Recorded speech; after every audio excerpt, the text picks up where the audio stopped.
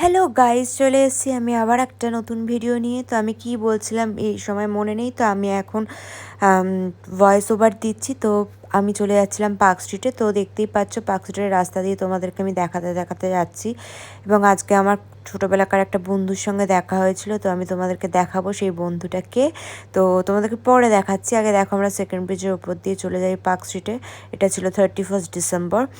তো তারপরে আমি অফিস চলে যাই এবং অফিসে দেখো খুব সুন্দর একটা ক্রিসমাস ট্রি করেছিল। সেই ক্রিসমাস ট্রিটা আমি তোমাদের সঙ্গে শেয়ার করে নিচ্ছি, যে খুব সুন্দরভাবে লাইট দিয়ে এটা রাত্রিবেলা আরও দেখতে সুন্দর লাগতো, কিন্তু রাত্রি অবধি তো থাকিনি। তারপরে পার্ক হোটেলের একদম পাশে অ্যাপিজির একটু সামনেই এই ব্লু কালার দিয়ে খুব সুন্দর করে সাজিয়েছিল।